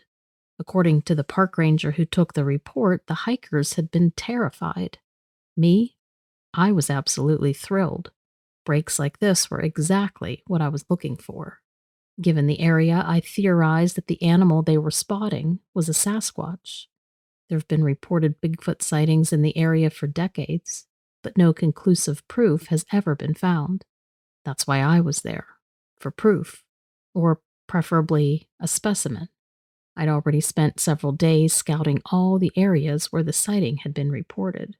While I never got a glimpse of what I was hunting, I did see enough evidence that I felt sure I was right. I'd found several impressions of large five-toed feet, torn bark on trees, and gleefully collected a very few smelly samples of hair which I thought were promising. I set up trail cams at what looked like the most frequented spots, and I retreated to my base camp. Ordinarily, I would work with another researcher, or at least have someone else to man the camera feeds while I handled the legwork. But when your department's budget depends on a politician's mood, you tend to lose your support staff. That made me the only occupant in a single large tent that was mostly full of surveillance equipment, also work tables and notes. The clearing I was camping in was clear enough that I could get a signal from all of my cameras, and I was the only human being for miles. I was secure in my tent, a dart gun holstered on my hip and loaded with enough tranquilizer to knock a bull elephant on its butt before nightfall. I wasn't expecting trouble, but I was also very aware that trouble happens when you least expect it, and I wasn't willing to trust my safety to the reports that the creature in the area never approached humans. I double-checked the camera feeds to make sure I was getting a clear picture, and then I settled in for a long night. I said in the beginning of this letter that I'd been doing this for 20 years. 20 years of near sightings, finding only spotty evidence. Nothing that ever really panned out. In most circles, my lack of serious results would have been cause to be fired. Fortunately, I worked for the government. I don't think I need to tell you how hard it is to be fired from a government job like this. My superiors were patient. They could afford to be. As long as they got what they wanted eventually, everything would work out. I'm not ashamed to tell you that I was hoping things would work out that night. I might not be too worried about my job, but my professional pride would have liked to chalk up a win for once. If you've never been camping in deep woods, you don't have any idea how dark it can get once night falls. Full moons can be bright, but the moon wasn't full that night. The only light I had was when I was watching my camera feeds from under a blind. For a long time, I got nothing but the expected nocturnal traffic. Deer, opossums, mice, nothing exciting. Until about 3 a.m. At 3:07 a.m., something large walked past camera 4, close enough that all I could see was a big dark blur. I immediately froze the image and enhanced it. With a little work, I could make out that the blur was a large clump of coarse hair. It was thick and straggly, more like hanging moss than fur. I couldn't make out color in the night vision mode, but it was dark. I started to get hopeful. And then the camera got knocked over. It's a known fact among cryptid researchers that Sasquatches seem to have the ability to recognize the electrical fields put out by cameras, and they don't like them. So when my camera was knocked over so that it was facing down, I wasn't concerned. But it wasn't just that camera. One by one, no matter where I had placed the trail cams, they were knocked over or taken offline. This was unexpected behavior. I wondered how the specimen could have found all of the cameras. Was there more than one? Could I have been lucky enough to find a family group? After the 8th camera went down, I wondered if the specimen was actively looking for them. That would have indicated an ability to handle sophisticated thought. I was fascinated. When the 11th camera went down and it was a camera in a more remote area, another thought occurred to me. If it was actively looking for cameras, was it also looking for me? Could it track me to my camp? I'm sure you understand when I say it wasn't a comforting thought. But what could I do? Packing up and leaving when I was so close. That wasn't going to happen. I tried to keep busy making what notes I could. It was hard to concentrate when I kept thinking about how something could be hunting me instead of the other way around. The nighttime sounds around me stopped, like someone had cut off the soundtrack to the whole forest. Dead silence. And that was when I heard it. Something was moving out in the dark at the perimeter of the clearing. It was slow, and it wasn't small. Not according to what I was hearing. I half expected the animal to stay where the tree line hit the open clearing. It didn't. Those slow footsteps sounded like they were approaching my tent. I stayed very, very still. I know I had a tranquilizer gun, but tranks take time to work. And until the medicine kicked in, I'd be vulnerable. I was about to meet something I had spent 20 years chasing, and all I could think of was how alone I was. The creature, I assumed it was a Sasquatch, circled the tent, always moving very slowly. It was probably at least 15 feet away, being cautious. Half of my mind took notes on behavior. The other half was getting, what's the term? Freaked out. It's not scientific, but it's accurate, so I'll use it. I was getting freaked out. There was a large animal, potentially a cryptid that I had spent my life trying to find, circling my tent. All I could hear was that slow pacing, but it seemed to be coming in closer to the tent with every rotation. Was it trying to find the source of the electronic signals? My equipment was covered to prevent light pollution, but it was still active. Something then hit the side of the tent. I jumped. I'm not ashamed to say that my heart tried to climb up in my throat. It took me a few seconds to calm down and realize that it was a thing, not a body. From the size and the sound, it was probably a rock that hit the tent. I waited for the specimen to come in next, but all it did was more of that slow circling. By now, it was close enough to hear breathing, heavy, almost wet sounding. I could smell that awful body odor too, and urine smell that every researcher and monster hunter swears is the calling card of Bigfoot. But there was something else too, musty blood. The creature stopped pacing on the left side of the tent. I held my breath. There was a slow, dragging sound, and then a ripping tear, and something pointed and shiny slowly poked through the military-grade canvas of the tent wall. I can't remember what I was feeling. Excitement? Terror? Both? I do remember wishing I could grab a camera to record this moment. I made sure the tranquilizer gun was ready, and then all of a sudden something crashed into the tent, into the side where I had most of the electronics stationed. It was big enough and heavy enough to easily collapse that side of the tent. Not wanting to be tangled in yards of canvas with an angry creature, I tore open the entrance flap and rushed out of there. I still had my mag light on me, and I did what you've seen in every action movie. I put the flashlight on top of my gun. That's exactly what I did, and I aimed it at the right side of the tent, where the creature was struggling to untangle itself. It was tangled in the tent side, but I could see it was big. I backed up a few steps and I fired. The second dart went in. The creature snarled and tore its way out of the tent. I finally got a good look at what I had been chasing all of these years. It was not a Sasquatch. It was tall, with broad shoulders, and while it stood on two legs, that's where any resemblance to humans left. The face of this thing, if I can call it a face, looked like a wolf or a dog more than any other animal.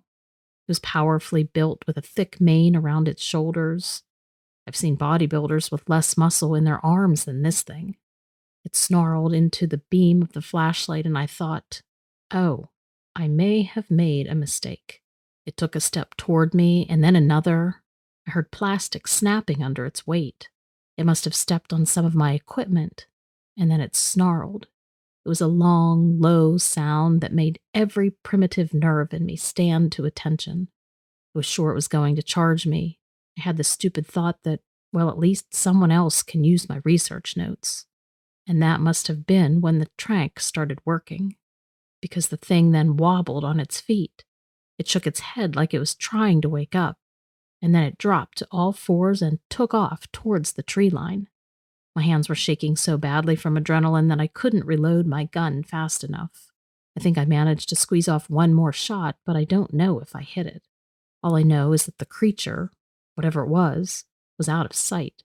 Now I'm sure you're wondering what happened after that, how I explained the destruction of my equipment to both the rangers and my superiors, whether or not I hit with that second shot, and whether or not I caught up to the creature, whether the government now has its hands on a legitimate cryptid specimen. All I can say is that I'm now retired from fieldwork, although I do still have a comfortable desk job. Maybe that'll help you understand how well everything was received. I'll just leave it up to you and your listeners to decide. I wanted to do something interesting right after college. You know, blow off steam, make memories, pick up some interesting stories. I figured I could eventually settle into a permanent job knowing that I had done something with my youth. So I decided to take a job as a staff member at a local park. I've always enjoyed nature, and park rangers always seem to have interesting stories, so it seemed like a perfect fit. So for some background information, the park's boundary was marked on one side by the end of the forest, which then faded into a small beach. Basically, when the trees ended, you would start seeing sand under your boots, and you'd be right on top of the lake. The lake was private property, though, so we couldn't actually go all the way to it. But there was always work to do around the park's perimeter, so we would be in the area fairly frequently. Well, not all of us, actually. At the time, it just so happened that I had never really been assigned to any work over in that area. Neither had my buddy Ben, but boy, had we heard some stories. In fact, it seemed that everybody who worked over there had some sort of a spooky tale. Creepy noises coming from the lakefront, supplies and tools going missing, cold spots, that sort of thing. I'll admit that some of them actually got me a little nervous, but neither Ben nor I actually believed any of it. We were both still in our first year on the job, so we figured it was just, some weird workplace culture thing. I think I'd been working there for about 7 months when Ben got his lake story. He got assigned to a group that was doing some menial task around the park borders. I forget exactly what it was. But what's important is that he had to work close to the lake. Of course, we goofed on it a bunch when we found out about his assignment. We joked about how he had better be careful not to accidentally get eaten by a ghost or marry a zombie. As he was getting into the truck with the others, he shouted back to me, "If I don't come back, you better ask the lake monster nicely to please spit me out." I remember he was laughing as he shut the door. I didn't see Ben again until the next morning, and he definitely was not laughing anymore. He looked awful.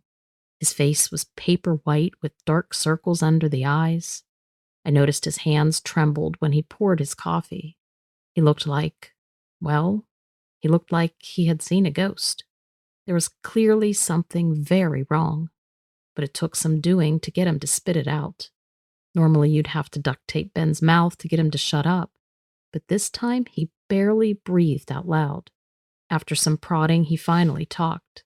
He said that he had thought all the lake stories were just tall tales, but his experience last night changed everything completely. When I asked for details, he just shook his head like he was trying to forget something. I kept trying to get something, anything out of him, but he wouldn't budge. All he would do was tell me over and over again, every time I asked, "Stay away from the lake. Whatever you do, stay far away." Ben's fear seemed so raw, so real, and something about his expression really haunted me. He just looked so petrified, so shattered. I'll never forget that vacant stare, especially not now after what happened not long after. But I'm getting ahead of myself. At the time, I ignored my gut. The Ben I knew was an irredeemable jokester who'd tricked me so many times before. All my pride could think about was how stupid I would feel when he revealed that he'd been messing with me the whole time. With time, Ben slowly went back to normal again. He was once again cracking jokes and tackling his work with his usual infectious cheer. I had pretty much forgotten about his little prank at this point, but there was still something off. Even if I didn't really notice it at the time, his smile had lost some of its shine. His eyes still held fear, darting from corner to corner when he thought nobody was looking. I think it had been about 7 months after Ben's incident when we both got litter duty. A particularly messy group had stayed at one of the campsites at the far end of the park, and we had to clean it up after them. The site happened to be about a quarter mile from the lake. Of course, I teased Ben about it once we got the assignment. He was very quiet and tense. I just thought that it was because he was upset about being the butt of the joke. The cleanup job took a little longer than expected, maybe because Ben would startle every time he heard a noise, and I would stop to laugh every time he startled. Either way, the sun was setting by the time we finished. The second we were done, Ben practically threw himself into our cart.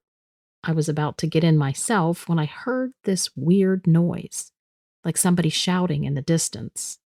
Ben asked what I was stopping for. He seemed nervous. I shrugged and I got in the cart, but then I heard it again. It was coming from the direction of the lake. I told Ben as much, and his eyes got bigger than dinner plates. He told me to just get in the cart and drive far away, right now. I thought about it, since the lake was outside park boundaries and therefore none of my business. It was technically trespassing if I actually went down there, but I figured it was most likely a group of bored teenagers getting up to no good. I thought the owners would probably be happy that somebody chased away the delinquents. I know my heart was in the right place, but I was an idiot. I walked through the trees just to find the empty beach. Not a soul in sight, just a thick fog hanging over the dark water. I tried listening for the voices again, but there was nothing. In fact, it was weirdly quiet, quieter than it should have been. There were no sounds at all, not even nocturnal animals or water splashing. I looked over my shoulder to scan the tree line. Nothing. And then I turned back around, and my vision was filled with gaping eye sockets, bloody flesh, and rotting teeth. For a split second, I was frozen. It was standing so close to me, we were practically touching. And then I screamed, but no sound came out. Everything was silent. The world around me blurred as my legs kicked into gear. I scrambled for the trees. There was only one thing in my head: run. I made it to the road, but Ben and the cart were nowhere to be seen. I didn't care. Every sense of my body was replaced with sheer terror. I just kept running and running. And the next thing I remember, I was sitting at home, huddled in the corner of my bedroom, shaking like a leaf. I quit the very next day. I knew that being a park ranger was not an easy job, but I expected all of the tough stuff to at least have a logical explanation. There was nothing logical about this experience. It's been years now. I've moved thousands of miles away. I still can't go to any waterfront in the evening without being transported back to that night and seeing that horrible, rotting face. I was a college student studying abroad in a small village in the gorgeous mountains of Ireland. It was a beautiful, quaint little town with an old castle and a small market square where locals would gather to buy and sell their goods. The villagers were friendly, and I quickly made friends with a group of students who were also studying abroad. But things started to take a strange turn when we began to hear strange noises coming from the castle at night. It started with just a few whispers here and there, but soon the whispers turned into wails and screams. It freaked us out, and as foolish as it now sounds, we decided we had to go and check things out. I was a curious student with a love for adventure, still do love to be adventurous, but I've wizened up a little in my old age. I was always fascinated by the paranormal and the unexplained, and I saw this as an opportunity to investigate something that could potentially be supernatural. My friends were just as curious as I was, and we all agreed that we had to find out what was really happening in that castle. Our first sighting of something truly strange was when we all saw a shadowy figure passing by the windows. We were all terrified, but at the same time, it was absolutely thrilling. We were all into ghost shows and paranormal investigations and all that stuff. This was an opportunity to do the investigating ourselves. We were so excited. We decided to investigate the next day, but we found nothing out of the ordinary. Over the next few nights, we continued to hear strange noises coming from the castle, but we didn't see anything and we couldn't capture any evidence. It wasn't until one night when we were exploring the castle grounds that we found an old, hidden passage that led deep into the castle. We knew we had to explore it. As we made our way through the passage, we saw strange symbols and markings on the walls, and all of us felt uneasy, and I was nauseous. There was truly something unnerving about this passageway. And then we all heard strange whispers and voices that seemed to be coming from nowhere. It was horrifying, and a couple of my friends ran back screaming. They couldn't handle it, but the rest of us pushed on. And then we heard this loud, piercing scream that made us all scream in terror. We booked it out of there, screaming, crying, yelling. There was a door at the end of the passage that we almost made it to, but it was clear that something didn't want us in there. We all made it out without a hitch, and a few days later we met a local historian at a pub who told us that the castle had a dark history of witchcraft and the occult. He warned us to stay away, but we had already gotten so far, and we couldn't help wondering, What could possibly be in that door? So the next night, we made our way back down the passage, pretty much trembling and tiptoeing the whole way down. We opened up the door, and it led us to a round room with an altar in the middle, with melted candles all over the place. There were old knives and swords and creepy symbols all over the walls, and a big pentagram was painted red on the floor. One of my friends had the idea to light the candles and then try to communicate with whatever forces were haunting the castle. In hindsight, we were asking for it, big time. But at the time, it was just part of an exciting adventure into the unknown, and we were all changed people when we returned from it. Anyway, we lit the candles and started asking stupid questions like, is anybody here? What do you want from us? Why haven't you moved on? None of us really knew what we were doing, but there was so much activity in that castle that we knew something was bound to happen. Just when we were about to call it quits because nothing was transpiring, all of the candles went out at once, and the door slammed shut. We piled over to the door, but we realized it was locked, and now we were panicked. We eventually lit the candles back up and tried to come up with some sort of a game plan to get the door back open. So then suddenly we noticed this thick, black, shadowy smoke that was swirling around the room. The smoke got denser and denser and eventually formed into a figure above the altar. The figure let out this deep, horrible growl that I could only describe as demonic, and it seemed to be coming from multiple sources, and it got louder and louder. Finally, one of my friends kicked the door down, and we all clambered out of there and never went back. None of us slept that night, and we sat around profusely researching everything we could find about that castle. We eventually found out that the castle had a long history of occult witchcraft, and there was supposedly a shadow demon that had been summoned by witches to do their bidding. I cannot stress enough how lucky I feel that we all are to be alive after that encounter with the shadow demon. It was an experience that changed our lives forever. Looking back, we were so foolish to even attempt to investigate the paranormal without any proper knowledge or experience. We were lucky that we didn't get hurt or have our souls possessed by the forces that we were dealing with. The experience taught me the importance of respecting the forces that we cannot see or comprehend. I still have a fascination with the occult and witchcraft and the supernatural in general, but now I approach it with respect, knowledge, preparation, and caution. I've realized that there's so much out there that we cannot fully understand or control, and that's why it's so important to spend our energy on what we can control. The experience also taught me that there are dark forces out there that are constantly trying to affect us in negative ways. It's up to us to use our God-given powers for good and to defeat those forces. We have the power to create positive change and to protect ourselves and those around us from the negative forces that exist in the world. It's a responsibility that I feel we all have, and I think it's important that we take it seriously. I've been an officer in the Hamilton Township Police Department in New Jersey for the past 10 years. It's been a good career. Nothing big. Lots of the normal stuff. Handling burglaries, larceny, auto thefts. You know, the normal stuff. But I'm writing to you now because some things have been happening that definitely aren't normal. It started with this one call. It was an altercation in Hamilton Veterans Park. My partner and I were already close, so we responded. Upon arrival, we discovered that the disturbance was ongoing. We could see exactly what was going on. Just looking at this was beyond weird.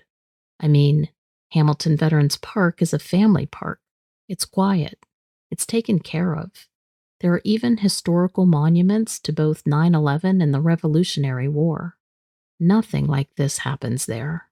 Suspects had been described as juvenile males. That wasn't true. There was only one kid harassing a single adult male. He couldn't have been more than 12.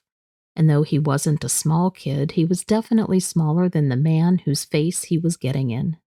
He was literally going up to this man who clearly wanted nothing to do with him and getting in his face, waving his hands, making agitated comments. He seemed like he was legitimately picking a fight with somebody who could knock him down pretty easily. Now, I have to give the guy credit because while he very clearly looked irritated, he wasn't pushing or shoving or defending himself from this kid at all. He wasn't looking at him. He wasn't making eye contact with him. He was just talking on his phone. I found out later that he was trying to get in touch with the boy's parents or somebody in authority to take care of this kid. To be honest, my first thought was, is this kid on drugs? Maybe that wasn't fair, but it was the only thing that made sense. The way the kid was acting didn't make sense. But it gets weirder. As my partner and I hustled up there and started to try to defuse the situation, this kid takes one look at us in our uniforms, turns around, screams in the man's face, and then attacks him. I mean, full-on lunges at him, hands flying. The man defended himself, obviously. He didn't do anything more than push the kid away so he couldn't get hit. Some of the people who were standing around started yelling about child abuse. It was very clear to my partner and me that there was no abuse going on, just one weirdly out-of-control kid. We broke up the fight, checked on the boy, who was weirdly quiet and relatively unharmed except for some abrasions to his hands and knees when he fell. End of day, end of report. Didn't think anything else of it, until it happened again. The next time we got a call about a public altercation between an adult and a teenager.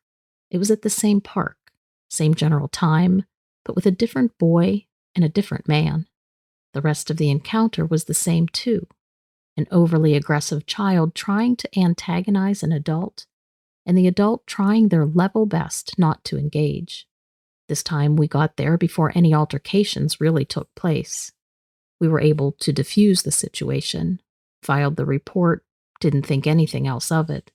A couple of weeks went by without any unusual incidents, and so we thought, okay, we're in the clear.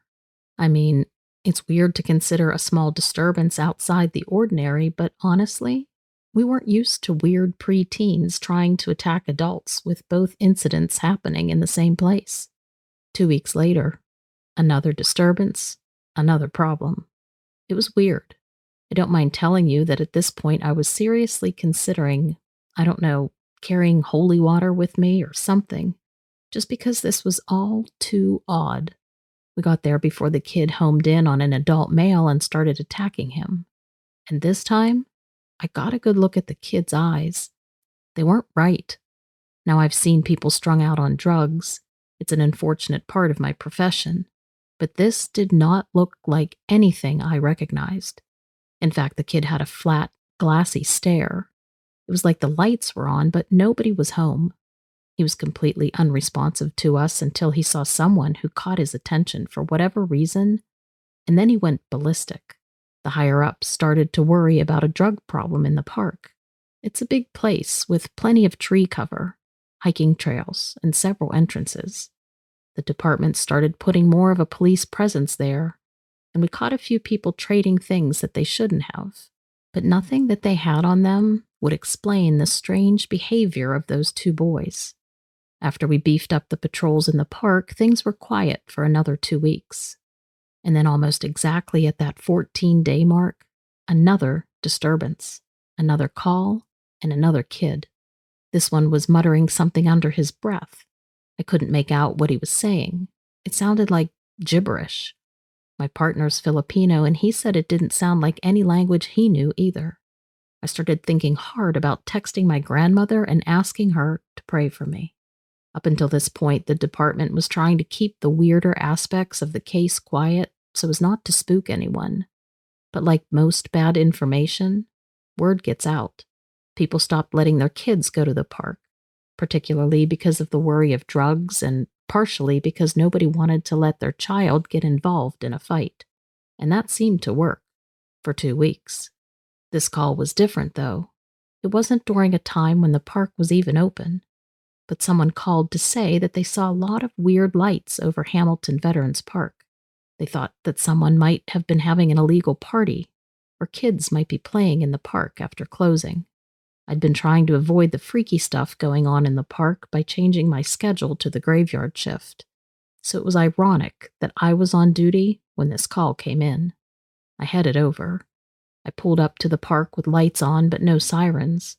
As far as I officially knew, it was just a noise complaint. No reason to rouse the neighborhood. When my partner and I got there, I saw the lights the report had been talking about. It almost looked like somebody was having an open-air rave. As far as we knew, no one had a permit for that, and one wouldn't have been granted anyway. My first thought was that the caller was right.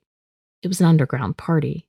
I wouldn't have put it past anyone to sneak in to use the park as a location for a YouTube video. But there was something about the way the colors of the lights looked, like there was a color that I couldn't see on top of the color that I could. The strobe pattern didn't seem to be in a rhythm that matched anything I had ever seen, even at a concert. I couldn't hear any music, but there was a sound. It was this almost subsonic hum. I could feel it vibrating in my bones. The lights were coming from the trees past the kids' playground, and the closer we got to the tree line, the worse my gut tightened. That hum was getting to me. I glanced at my partner. He looked calm, which helped me hold it together, until we got into the trees. The lights strobing through the pines made it hard to navigate. It was hard to tell which shadows were actual objects and which weren't. I guess we were lucky that we didn't faceplant into a tree trunk as we moved. The light kept getting stronger the further into the trees we went. It sounds crazy, but it felt like I was getting a sunburn from it, even though it was past 10 o'clock at night. And then we passed the tree line, and we got to what looked like a small clearing. I say, it looked like, because I could barely see a thing. Not because it was dark. It was too bright. All I knew was that the hum felt like it was going through my bones. I remember lowering my weapon because I couldn't see much. I thought my partner was still next to me, but again, hard to see. I squinted hard, and I could make out a dark blob floating in midair. It was about 4 feet long and flat. I remember thinking, what the hell? And then I heard my partner shout, "Police!" And that's when the light dimmed a bit. It was enough to let me see what was going on. That blob that I saw, it was a body. What I could make out made me think it was a kid. No, more than one. They were floating like they were in some magician's act. My head started racing. I looked around for anything that could explain this, but all I saw was those lights and that kid. I tried to call in to dispatch, but all my radio did was spit static. At that point, I guess I decided that it didn't matter what I thought was going on. Those kids looked like they were in danger. We had to do something. I shouted, "Let's go," to my partner, and I started to rush in. And that's when I saw it. Them. I don't know. There were other figures in the light. I didn't know what they were, but I knew they weren't the kids we were trying to rescue. I think there were 5 of them. I couldn't tell, because that light got real bright and the hum got louder and louder. I'd tell you what happened next, but I don't know. What I do know is that I woke up face down on the forest floor with my nose full of pine needles. My partner was next to me, and so were the kids that I thought I had seen. My radio worked when I tried calling dispatch. To this day, my partner and I don't talk about what happened. We don't have any real explanation. We filled out the incident report as investigating noise complaint, broke up underground rave, and we just stopped talking about it. The kids were brought home. No charges were filed for their apparent trespassing. We kept an eye open for more of that weird, aggressive behavior, and it happened just one time. After that, things went back to normal, except for me and my partner. I don't know that we will ever really be normal again. A few friends of mine and I were really big into supernatural exploration back in college. We would explore just about anywhere we could in hopes of catching something on camera or even some kind of evidence ourselves. Around that time, plenty of ghost tracking shows were out, but we wanted to start our own supernatural hunting channel. We dug deep, and we researched just about every state and finally made our way to Roswell, New Mexico. In the late 40s, an unidentified object crash-landed in a farmer's field there, and there was debris left behind. We mapped out the surrounding area, hoping our metal detectors and equipment would pick up something. Anything. It may have been a long shot, but we were hungry for content.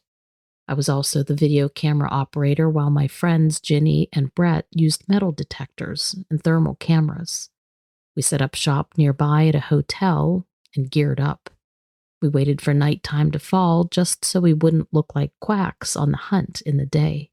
I had mapped out the perimeter of where the unidentified object crashed. We worked our way around. The wooded area that night had an undeniable eerie feeling, but that only fueled our curiosity. It was my job to keep the camera rolling at all times to document every second along the way. And then, only an hour into our walk, Ginny had picked up something from the metal detector. Brett quickly busted out the shovel, and he dug around. Mind you, the crash was over 60 years ago, so the chances of us finding much of anything were fairly slim. But then, with the metal detector going off, it gave us all hope. He was digging for a good 15 minutes, but still nothing. We scanned the shallow hole once more, and it went off again. Whatever was there must have been pretty deep. Jenny hopped in and dug too, just to speed things up. And then not long after, we heard a thud. They had struck something. We all lit up, and I aimed the camera at them as they carefully dug around whatever the object was. The light on my camera illuminated some sort of casing. It seemed to be an open box of some sort, and the only content appeared to be shedded skin, almost like a snake. Brett scooped up the scaly skin and tucked it into a Ziploc.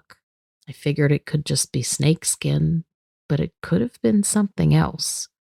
Ginny then marked the hole we dug with a red marker flag so we would know we had already combed that spot. And then we pressed onward to the open field. We thought the field could be the outskirts of where the crash had happened. I panned across the field with my camera, looking out a ways, and far off in the distance, I noticed some movement. "Wait, I think I saw something. Let's head that way," I said.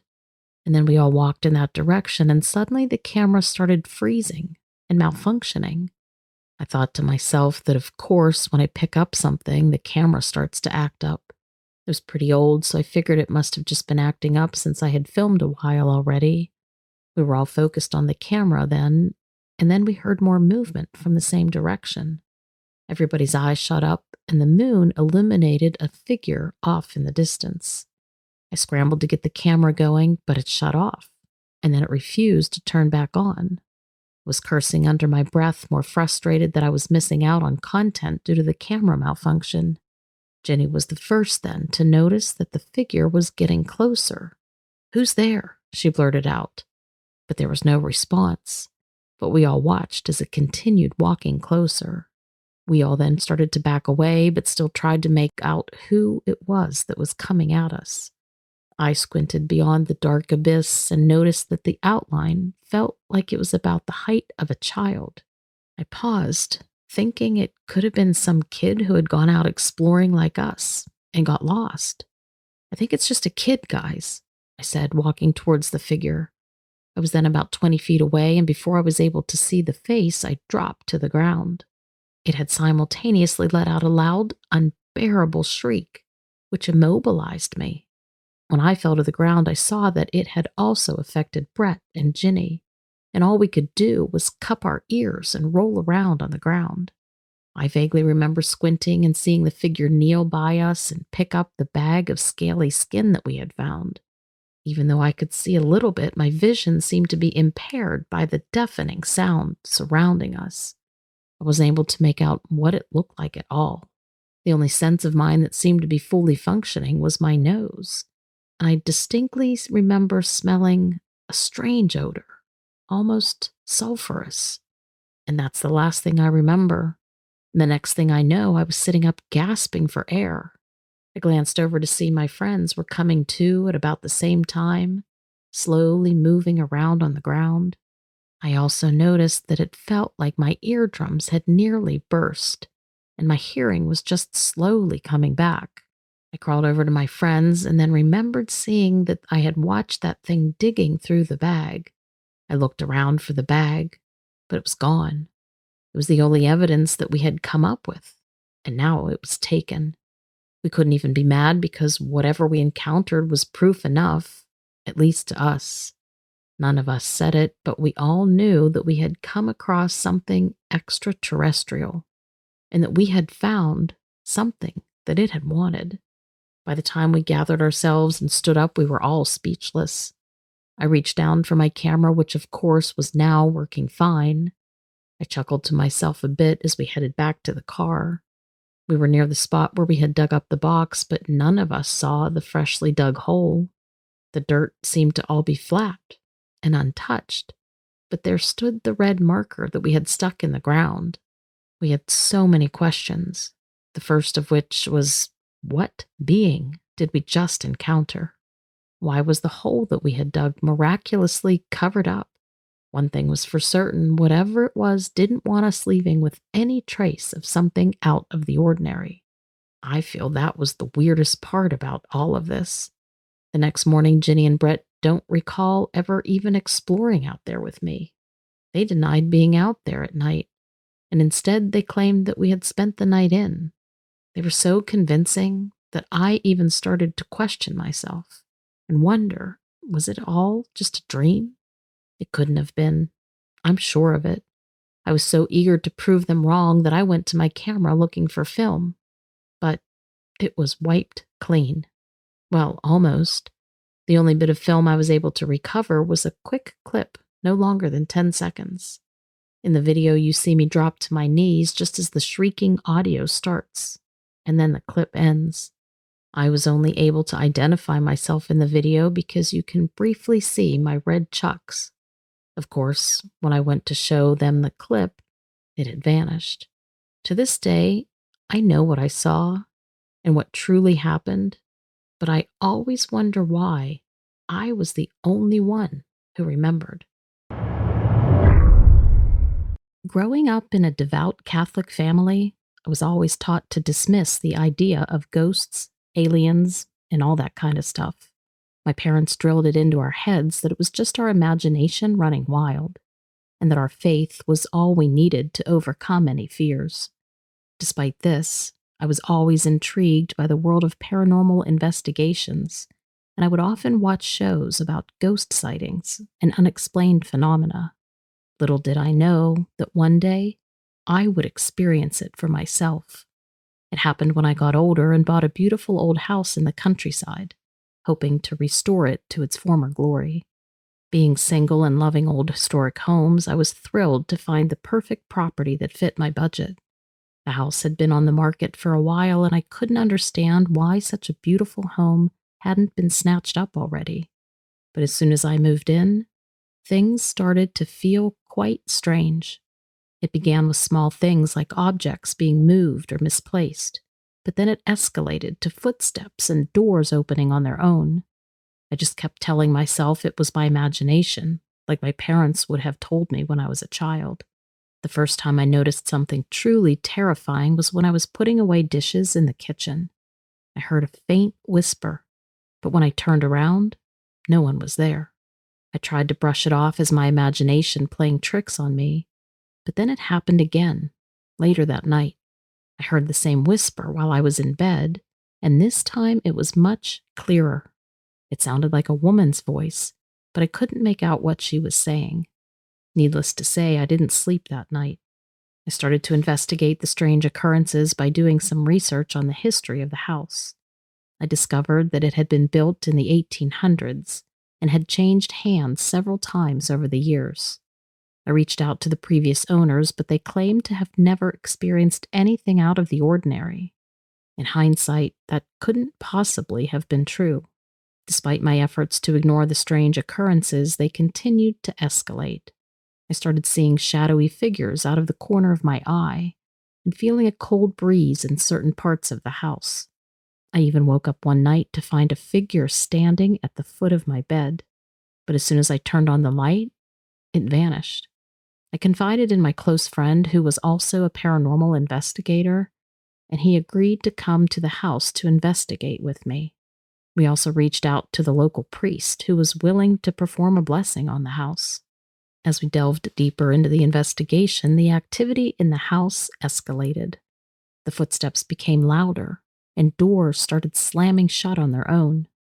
I started to feel like I was being watched all the time, and it was becoming unbearable. My fear and anxiety increased with each passing day. I started to feel like I was losing my mind and that the house was consuming me. I couldn't eat or sleep, and I felt like I was on the verge of a breakdown. During the investigation, my friend was pushed down the stairs by an unknown force.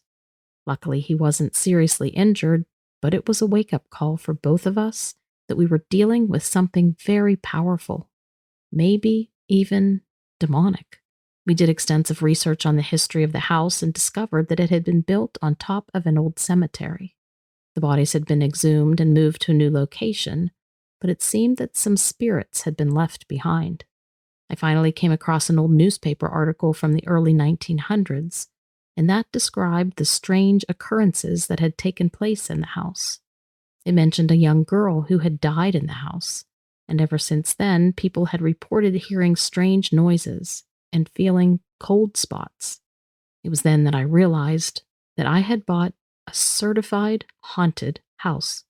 After reading more about the history of the house, I learned that it had a tragic past.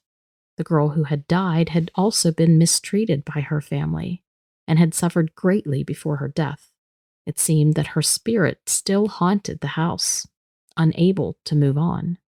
I knew that I couldn't continue living in a haunted house, and so I decided to sell it.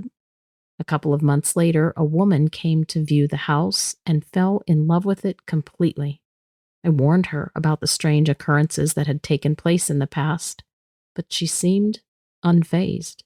She said that she was a medium and that she could communicate with the dead and that she would try to help the girl move on. The new owner of the house did indeed help the young girl move on. She performed a cleansing ritual and spoke with the girl, helping her to find peace. After that, the woman told me that the strange occurrences stopped, and the house apparently felt peaceful once again. I was so grateful that the poor girl was able to move on, and that I was able to actually sell it without being misleading or lying about the state that it was in. The experience of living in that house was one that I will never forget. It had changed me in ways that I couldn't explain. I had always been skeptical about the paranormal. That's what I learned. But now I knew that there was so much more to this world than what we could see. I just had to open my eyes. I kept in touch with the new owner of the house, and she told me that she'd continued to communicate with the young girl's spirit.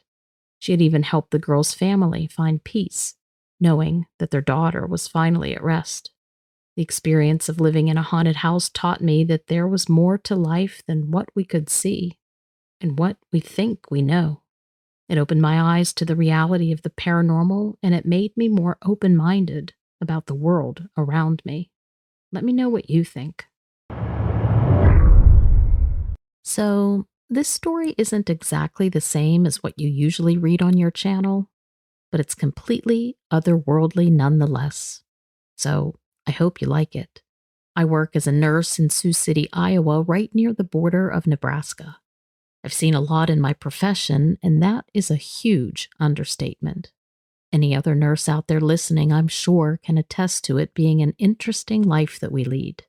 I love it, but I also can't believe that this is what I'm doing sometimes. It's a constant love-hate sort of a thing. The stories I can tell are world-class, but the job can be very physically, emotionally, and spiritually draining.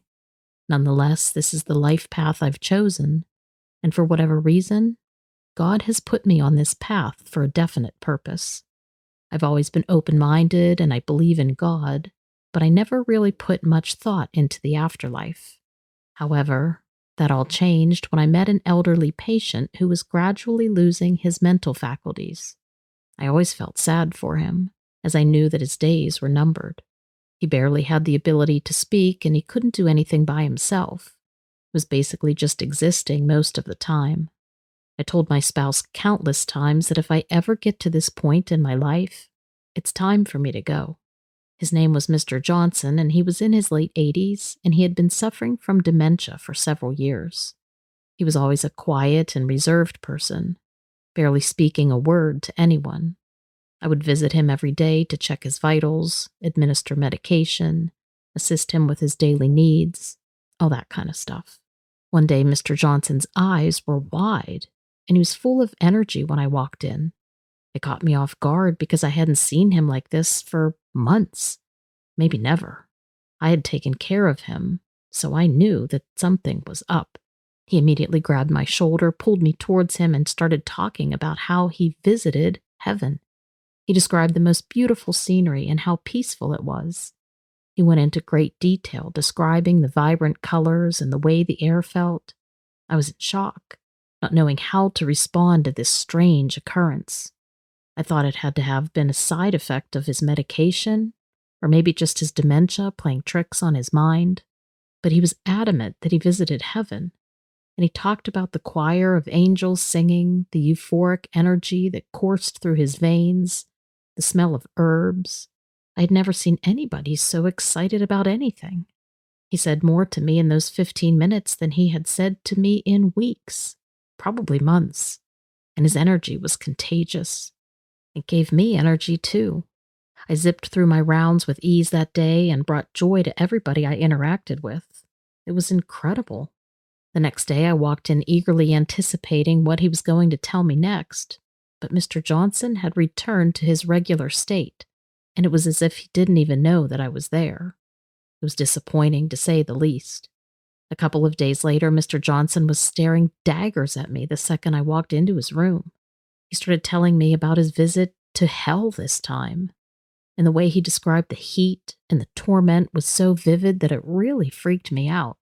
He talked about how the demons laughed deviously as they tortured the screaming souls of the damned. His voice was thunderous, and he was pleading with me that he didn't want to go there when he died. My hands were trembling, sweating, and I was seriously a nervous wreck listening to him. I called some nurses in to help me calm him down, and I got out of there as quickly as possible. I've seen some awful things in my lifetime in this profession, but I will never forget the look in his eyes and the desperation in his voice. I walked in the next day, but not before taking several breaths to prepare myself for the worst. Today, Mr. Johnson was lifeless, as was his usual. I asked him if he remembered anything from the previous few days. He didn't say a word, and he just kept staring forward, like usual. I tried to tell myself that yesterday was just a freak occurrence, but I actually found myself believing, for some reason, that he actually did go to heaven and hell. It was too drastic to be anything else. He continued to be his usual lifeless self for about a week after that. It was hard for me not to be on edge around him after that, but I just tried to be professional and tell myself that it was just a freak thing. And then one day I walked into Mr. Johnson's room, and before I could even say a word, he screamed at me to sit down. I was taken off guard, and I did as he asked. He looked me right in the eyes and now started talking about visiting purgatory. He spoke of a misty place full of fire and suffering souls. He spoke of their fervent prayers, but how they were seemingly in vain, since only the living could aid them. I was taken aback by his words, but I listened intently as he continued to describe the flames burning the souls. And yet he remained untouched by the flame. As he spoke, I could see the intensity in his eyes, and I knew that this was no mere dream or hallucination. He spoke of asking these souls what their greatest suffering was, and they responded in unison that their greatest torment was their longing for God.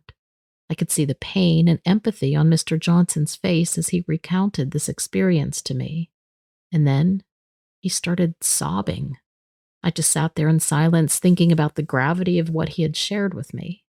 It was clear that Mr. Johnson had experienced something profound, and his words were having a deep impact on me, too. And then that night, Mr. Johnson died in his sleep. In the days that followed, I couldn't stop thinking about his stories. He had awakened something within me, a desire to learn more about the afterlife and the mysteries of the universe. I felt humbled and privileged to have been able to hear his stories. As I reflected on Mr. Johnson's experiences, I realized that they had been a gift from God. That's how I viewed them.